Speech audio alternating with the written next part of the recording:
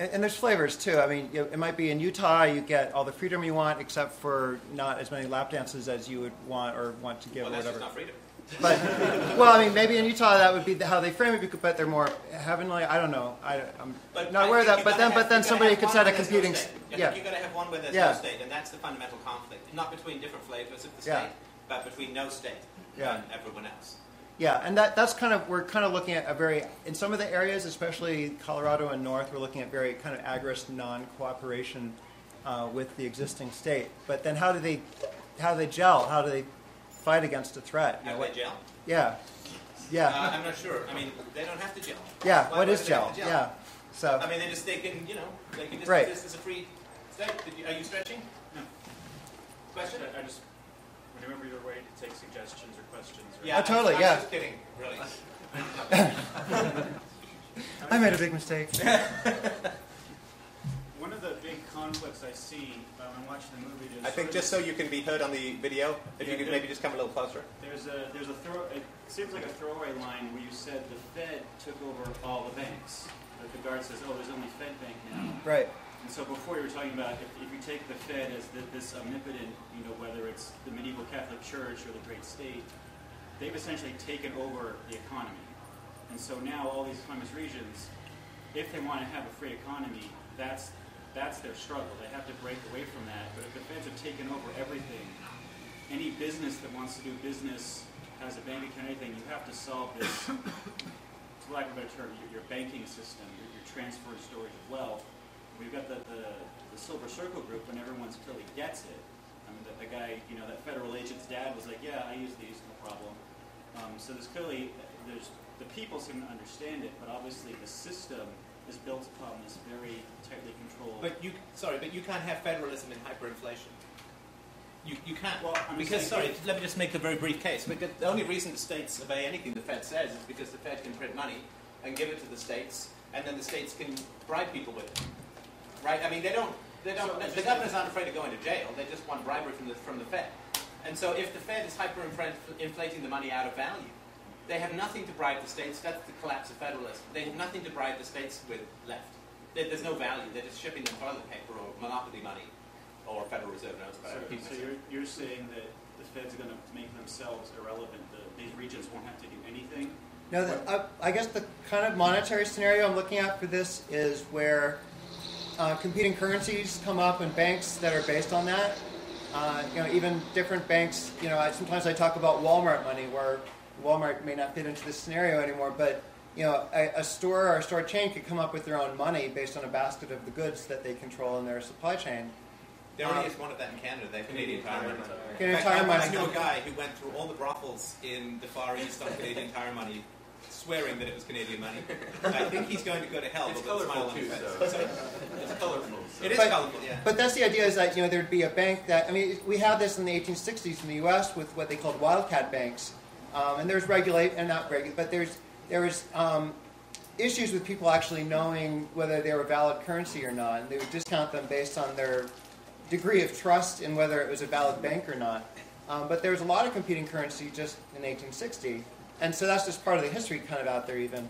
But now in the age of information and more free to exchange, you can actually check and see if this bank really exists. Well, cell phones and digital currency has made the transition from a fiat currency to a rational currency will be done in about 24 hours, I think. You couldn't do that in the 19th century, but now the information, one of the things that's made voluntarism so much more possible is the digital age. Right, so your reputation, your economic reputation, how well, do you pay your bills, do you keep your contracts?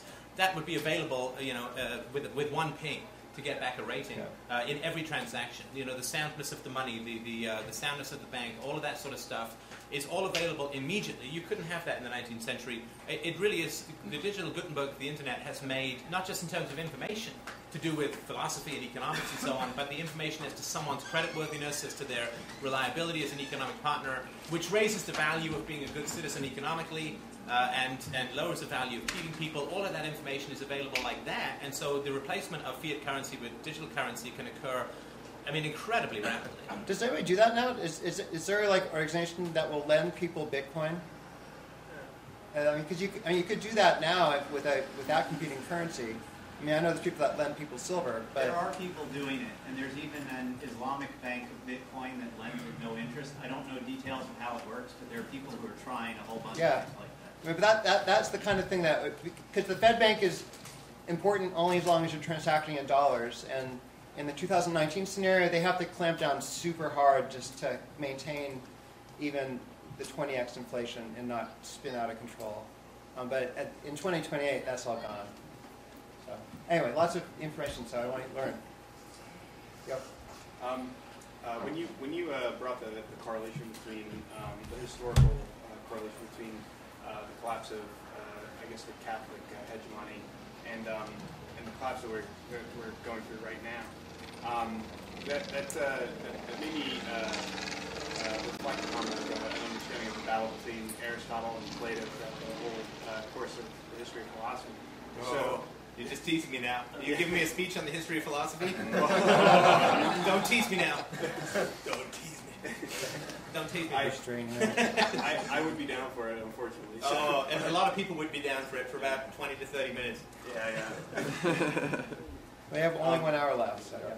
But, well, basically, the internet has been philosophically significant for me because I kind of see it as the embodiment of that Aristotelian spirit of bringing information down to the common people. And I was wondering if you had any plans for maybe juxtaposing, like you had mentioned, the Freedom Summit of these groups coming together with maybe like digital. Like a reputation group coming up and to provide the service in reality, like using these new fantastic tools that we have. Meanwhile, while the states are still trying to figure out how to represent the people that are actually just doing the services that they can't even provide. Yeah, I mean, we're definitely looking at how to do the internet. I mean, the internet's not going away even under a collapse this way, and in some ways, I actually have I like radio, so I have like the rebels kind of setting up microwave links and packet radio kind of stuff, just actually to maintain their own links and subnets, so that information can get through even without being filtered through the major ISPs.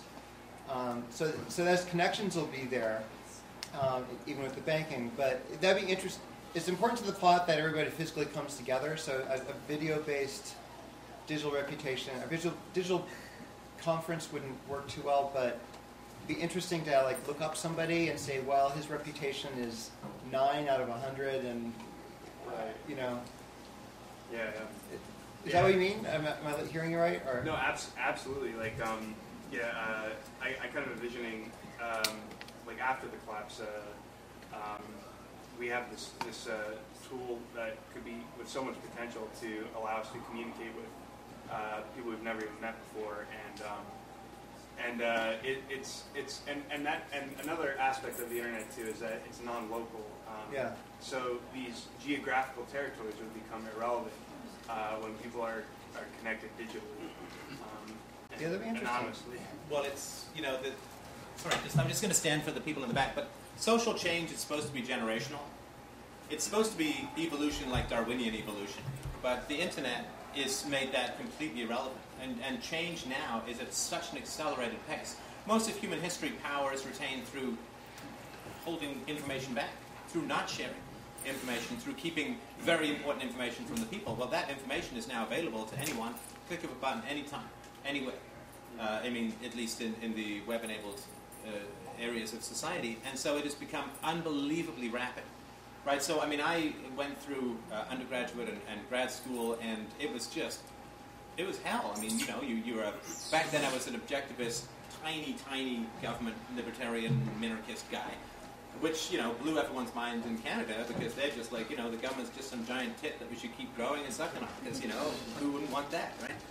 And so trying to swim against that current was hell. It took me forever to get a thesis advisor. It took me forever to get a graduate. To graduate, I ended up getting an A. I think because the guy just got tired of me bothering again. I will go away if you give me an A. But now, so then I didn't want to have anything to do with academia. I went into the business world. Now I think by the end of this year, my show should have done 75 million downloads. That's not even remotely possible I do more downloads in 3 days than most professors will ever talk to in a whole career. And that is something that is... The whole point of the system was to keep people like me away from people like you. That's the whole point of the system. Wait, he goes from reason and evidence and respect. Oh, no. No. You keep them away from those young people or whoever wants to think. And so the internet has just blown those doors wide open to direct communication between people who have ideas and people who want ideas, and that's completely against how this should have happened incrementally over a couple of hundred years. At the fastest now, it can happen in months or That reminds me, what's the difference between minarchy and anarchy? A year and a half, if you're honest. Yeah. And it's kind of like an emperor has no clothes type of deal going on, and people. I talk to even. Look at that. Jeez. Yeah, you saw me in the pool, right? No, really. Right? No, I'm oil. I put something in your G-strings. Oh, there's something there. Here comes some freedom, baby. That's an hour down there. Sorry, you were saying? Just briefly. Even non-libertarian friends that I speak to about their college experience are so disenfranchised that people are really starting to see they could hop on the internet and learn something in a month for free, rather than this ivory tower institution that sucks away $150,000. And you can do it. I mean, the amazing thing is, like, I get tons of emails from people who are like, I slap on your podcast while I'm working the lathe at the factory. Yeah. I mean, that's astounding to me. I mean, that somebody can get, hopefully, a reasonable education in philosophy while they're doing other shit. I mean, that's incredible. I mean, you can listen to, like, I listen to Rothbard while I'm working out. You know, these fingers are death sticks.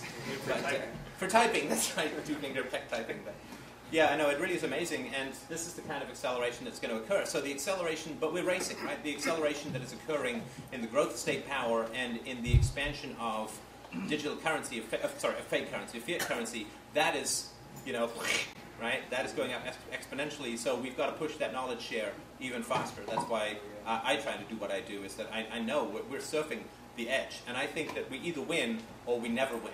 Like, we either win now or we never win, because the amount of technology the state has, the amount of control the state has, I think if we go under, I don't know. I frankly don't even know how we'd ever get back up. We do have a solution for drones in the sequel, actually, which I can't reveal, but it's really fun. So Pigeons. No. Pigeons. Anyway, so go for it. I kind of agree with what you're saying. If we go under and we don't come up, we're in a lot of trouble. The border's there. When currencies say collapse or you have chaos, I guess, in the old day, the priest could come out and the priest could herd their flock. Oh, I'm sorry, I got a little fluff on my shirt. Can we start again? Yes. From the, I guess the point I was trying to make is that people will seek out information online, I feel. I mean, if we still have access, and people seek out people with good reputations online. People in this country are well spread out everywhere, so they might be seeing what their family's doing, and when they're going to trade, I mean, they don't really care. People care more about food than they care about their government. So there's arbitrary borders in a few states. So I mean, if you've got food on that side and I've got food on this side, why are we going to pay attention to some asshole? Yeah, these are not solid borders. Yeah, I understand that, but I'm saying that. Yeah. I feel that.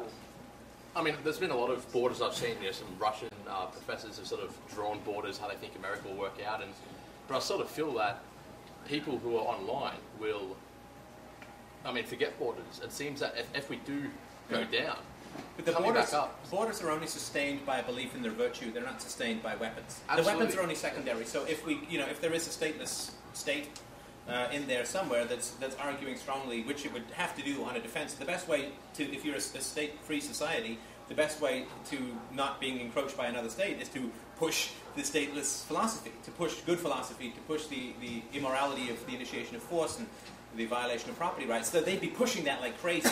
And as soon as people stop respecting borders, morally, emotionally, in their heads, the borders can't be patrolled. Or they can't, because people just don't respect them. Yeah, like anymore. Texas is going to sure as hell have borders. They'll probably have fences. Oh, yeah, because Texas is all like, we don't want illegal immigrants here. Yeah, to which the natives are going, bye, whitey. Anyway.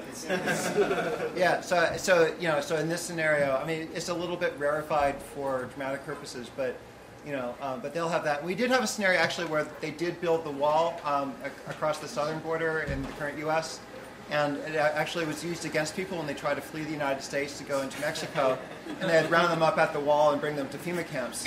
So that's well, there is a FEMA camp in the movie that's based on that. So, so the walls can work both ways. And that's happened like in Zimbabwe. There's a famous river that goes into South Africa where people fleeing Zimbabwe just 10 years ago tried to swim across this crocodile-infested river, and some of them made it to freedom and other ones didn't. So it happened, there's this flight in all these countries. Anyway, what else? Sorry. Yeah. I think you had your... Oh, what I was going to mention earlier is you were talking about digital currencies. I saw the advertisement for about 2 weeks ago. It's about this, it's like a Bitcoin card that's generally supposed to be decentralized to where it builds a network based off of other people who have cards. Yeah. And it's completely solar powered, and it really, you're talking about going, like in the Silver Circle, they outlawed silver, and I imagine they probably outlawed any other alternative currency. Yeah, silver and gold. Yeah. So that would be another underground way that, in the agro sense. But all they do is push people into the chasm of the black and grey markets. And it blew my mind when I first read this. Do you know a third of the world's economy is the black or grey market? A third of the world's. This is a perfect proof for anarchy. These systems work even if they have to avoid the state. If there was no state they could operate out in the open, that'd be incredible. What about the U.S.? How much percentage in the U.S.? That's worldwide. I don't know. Like in the Soviet Union, like the black market is essential, right? So I'm under. I don't know. Does anyone know what the numbers are for the U.S. Black and grey market? I remember you talking though about how the whole political process is in its way a grey market.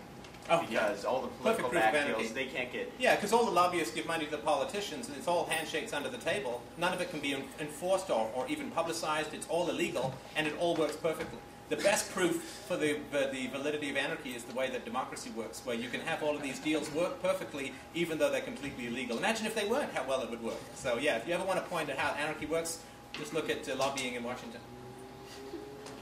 So, what's up?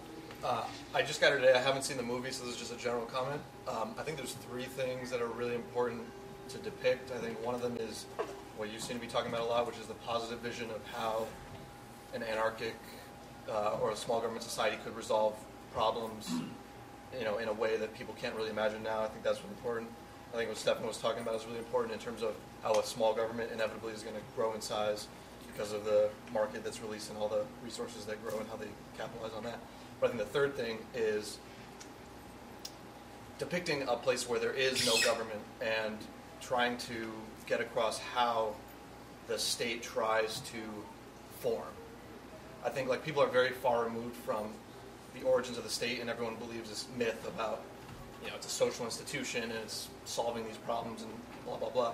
And I think some kind of scenario where there's a group of people plotting to form a state, I think that's a good thing to get into people's minds. So they're feeling the force of some tension that makes them, or makes part of them, feel like they need to form a state in order to protect against an external force or something like that. Right. It could even be, I'm sort of leaning toward something that's not even necessarily specifically purely evil. But, I just think it's an important concept to show how that idea could develop. Somebody tell that dog about non-aggression. It's like a dog-eat-dog situation.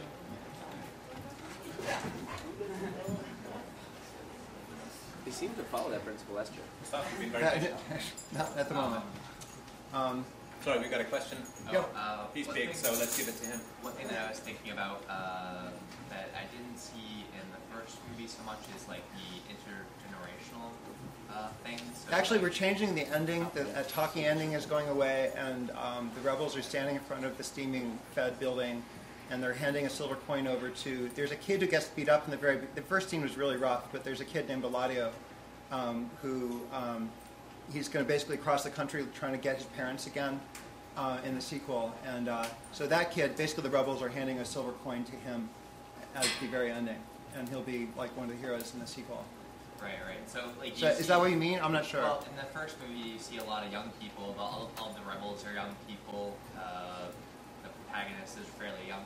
But then the only other person that's in the next generation is Dad, and he's sort of on the same team. Yeah. And in reality, a lot of the core of statism is with the older generations, right? So to the extent that people are still going to be in favor of more statism, like the blue states or whatever, in this sequel, that's going to be mostly in the older generation. The younger generation is going to be more focused on the rebel flavor of approach of things, more opposition, more how did our parents and our grandparents let it get to this state where things collapsed and things are really awful in some cases. You know, the collapse of the welfare state is going to have a devastating effect on some people. And, and so there's going to be, within families, tension. And in particular, I mean, we all know about Social Security, but I did some research, I was doing the Peter Schiff show recently, did some research where, guess how much money for every dollar in public sector retiree benefits for healthcare, for every dollar they owe, how much money do you think they have? 5 cents. Negative dollar. 5 cents. Oh, that was good. And that's government accounting. So clearly you're to blame because you know the answer. Not him, everybody. No, but I mean, there's the public sector pensions, there's the public sector healthcare, it's not just Social Security. And of course, as the young, and I think you can see this happening in Europe where you've got unemployment rates of 40 to 50% or more, the young are like, well, why would I go to work to pay all this money to the old people who are actually the richest generation who's ever lived? I mean, this is like, old vampires feasting on the young flesh. It's not good. So there is going to be this intergenerational conflict, and the older people are going to feel very tempted to side with the state. I think if we make the case, people go to war and die for ridiculous amounts of propaganda. Can people not make self-sacrifices economically for the moral and rational truth? I think they can, but we have to make the case convincingly enough. Yeah, but I feel it's going to be mostly like the children of the older generation, the children of the parents is going to create that change, right? When you show them the violence, the growing the violence of the state, and you turn to your parents like, father, mother, would you use violence against me, right? Yeah, because you want it. It's like, mom, dad, you love me, right? It becomes more separation. I could talk to someone's parent, but it's different if that person's own child talks to their mom and dad, says, mom, dad. Love of children will save us. Right. I mean, we all, as a society, we sing that Whitney Houston song. Right. I believe the children. But as a society, in reality, we're more like Whitney Houston. Yeah. Actually, not the song. Get some crack for breakfast. Good luck.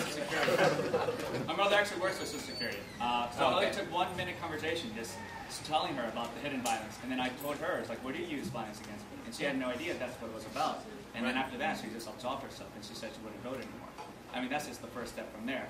And then when she's ready to let go of her own personal stuff, that's on your own time. It's like you have to stop working for the state. It's kind of like what you said, just because you accept a meal from the state doesn't mean you condone slavery. Yeah, I think that you can't avoid that. So, sorry, go ahead.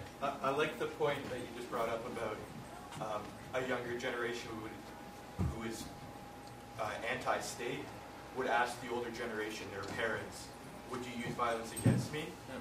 Yeah. And the rational parents would say, no, you're right, and I completely understand, tell me more about these ideas. But the ones who are still going to be resistant, and I think we should see a little bit of resistance to anarchy in the second film, are going to be the parents who have used violence against their children and don't want to see it and don't want to admit it. So if my parents beat me as a child, when I go to my mom and I say, hey mom, would you use violence against me? That's what the state is doing. She's going to be like, again? We gotta have a state for healthcare and poor people and dogs off leash. And so they're going to be the ones that are cornered and don't want to see the truth and are still going to be there resisting. Yeah, I mean, I'm sorry, the guy in Mr. Daffodil. Sorry, Mr. Daffodil. We've got you in the yellow hat. Yeah, one idea I have, since your movie's called The Silver Circle, and the coin is obviously a symbol of what's going on, one thing that's always fascinated me with American money, I don't know about others, is the change from symbols on coins to people on coins. And if each one of your factions had, they start moving towards their own money with symbols that kind of represent where they are in the spectrum from anarchy on up. And the tension between those, and ultimately, to me, the conflict comes down to freedom of choice versus force. And some of those groups, if not all, are going to have people within them that are sliding back toward, oh, well, the old Fed was bad, we're going to do it right and control everything.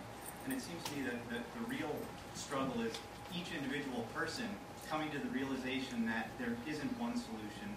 People have to be able to have choices. and allow others to make those and not enforce it. I think I want to just, hopefully this will be important in the movie. I think it's something that's under-recognized in terms of what drives statism. Statism is fundamentally driven by people who are not popular, who nobody likes. I mean, this is like welfare and old age pensions and all of this. This is not for people who are old or who are poor. These are for people that nobody likes. No, seriously. I mean, look, if you know, Barack Obama is somebody that nobody likes because that's why he has to have political power. Because if people really liked what he had to say, he'd be a podcaster, or he'd have even more influence that way, right?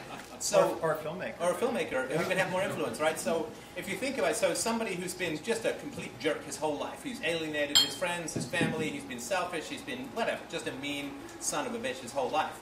Well, he gets old, and how many people want to help him out? Well, nobody. So he's going to go like, I got to get me some government help, right? But if you are old and you've got, 5 kids and 20 grandkids, and you've been active in your community, and you've been helpful and generous to everyone. I mean, I live like Blanche Dubois on the kindness of strangers, right? So if you've been really good to your community, you've been good to people, you've been helpful, you've been positive, you've been a force for good in the world, you're never going to go hungry. And you're never going to go without your medical bills paid. But you have to link into a community and provide some positive benefits to other human beings to get into that generosity whirlpool, so to speak. But if you have been a jerk, if you've been nasty, if you've been mean, if you've been isolationist, if you haven't lifted a finger to help anybody in your life, then when you get old and you realize, shit, I really need people's help now, and it's kind of too late, then that's, so to me, the welfare is like all of the government stuff. This is for people that nobody likes. And so what I hope to do is to get people to be more likable. Because if you're liked by the people in your community, they'll help you out, and you won't need to rely on the state. Does that make any sense? And I think it's a misunderstood or an underappreciated constituency. Assholes drive the state. That's really what I'm trying to say. Well, mixed into with that is hero worship. And redefining history so that, it's a really interesting point as far as changing symbols to people, and all of a sudden, now it's George Washington or this founder that's really important, as opposed to the symbol. The Constitution, and you can have other people go to their local dictator and a whole bunch of different things. Yeah, so I mean, the Texas group could have their George W. Bush coin, or something like that.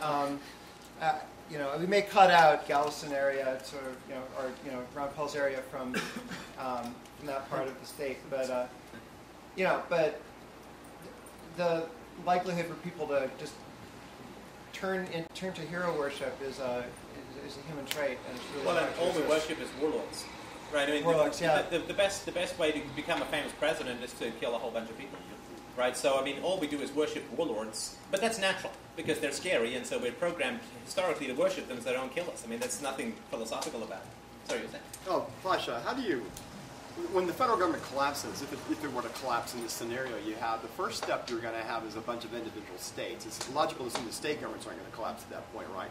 So they would have to then form unions to get to this type of state, right? Yeah, I don't know. I'm sort of envisioning it as a evolution into regions that are interesting. Say for here, maybe like economic reasons. Or? Yeah, say that for here, there's more in common between here and Vermont and Maine and parts of New York State than when you start getting to Massachusetts. And so we start dealing with each other more, and eventually say, we really don't need to send somebody to. So these aren't political boundaries DC. necessarily. They're just. No, there's no, you're now crossing into acacia signs per se. They're like gang. They're like gang affiliation. Yeah, gang affiliation. There's no line between the brothers. That's a good analogy, in a way. It's not an analogy. It's governments are criminals. So. Yeah. Well. Okay. Yeah. They're more successful gangs than the local ones. That's right. But we're kind of looking at tendencies inside of there, and part of it is that these groups, these states, say that New Hampshire or Utah is a good example. They already have gold currency now, or the right to use it. They just don't want to participate in the U.S. dollar anymore because it's hyperinflating, and they don't want to participate in the debt that's embedded in the dollar. So they're just cutting it off, and there's people that would trade the dollar for the Utah currency, but they don't want to play anymore.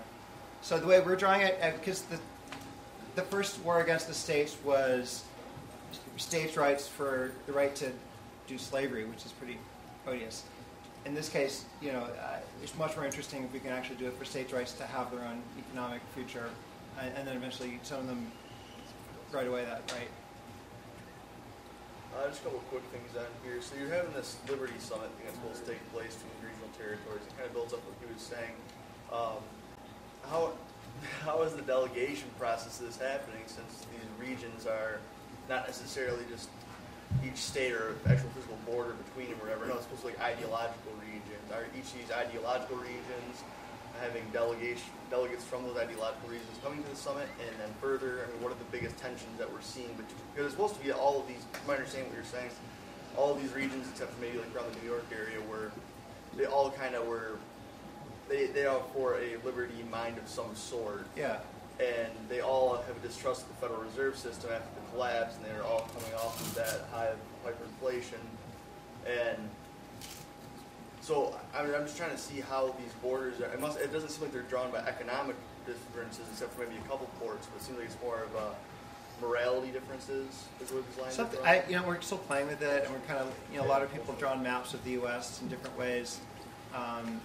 There's some economic regions. Some of it is for fun, like the city-state of Las Vegas is a favorite of mine. But and I don't know how they choose delegations. In the movie, somebody gets the invitation, and all these people are going, or the rough story treatment we have. But part of it is that there's just differences. Like F.L. Wilson, he's here somewhere, and I need to talk to him. But he talks about some of the different types of libertarians out there. There's like what he calls the flinters, who are much more self-reliant. They like firearms and martial arts, and and then there's people that are more that just believe that if we just changed the money and made the money honest, then everything else would follow from that. And those are two really different core sets of causality. So what happens when they get together and have to try to figure out how are we going to fight the state that's coming at us? Do we get bigger guns and fight back against them? Or do we stay the path with the money? But I don't know how would you see the delegation and the lines going? I don't know. I was trying to determine that while you're talking. I don't know. So I think what would happen is if these borders became realized borders and official borders somehow, is that what would happen, unless you just had everyone who was interested show up, and it didn't really matter what region they were from. They just sort of aligned ideologically with But there would be a self-appointed group of, we run things. Now, the degree to which they would be accepted would be another matter. But there's always some group of jerks who say, I represent everyone, and they go and do stuff. So now maybe they have real influence, or maybe they don't. But remember, the only way that authority is sustained is through people's belief in it. And so this is why I'm saying the voluntarist state would be just continually hammering internet, podcasts, broadcasts, speeches. They would just be continually hammering that the moment you subjugate yourself to an authority, you're lost. In the short run or the long run, you're toast. And we just went through this whole lesson. How many times do we have to wake up in a ditch with hookers' panties on our heads and no underwear before we say maybe it's time to stop drinking? And so they'll be continually making that case. And I hope that will undermine the authority. So maybe there'll be a whole bunch of delegates, and then they come back and they say, we've decided. It's like, good for you. I don't care. Right? Sorry, you got a question? Well, I think one of the ideas is how free markets or different markets would cooperate or fight one another. I think some of the more interesting stories would be in when they cooperate, when it works, and of course there would be examples of when it doesn't work. There would be open warfare on these perceived borders. Yeah. Well, I mean, in the long run, aside from being dead, everything works into some sort of equilibrium. But it's actually those cases where things don't work, where somebody, the good storytelling and the good information actually happens when people try stuff and it doesn't work. Eventually, somebody tries to run the puppy mill and they would lose their reputation because everybody hates puppy mills. There's going to be years where they're trying to run their puppy mill and it's kind of interesting and dramatic for them. So, this is kind of where I'm saying Mad Max meets Stefan. So, it's the Thunderdome podcast.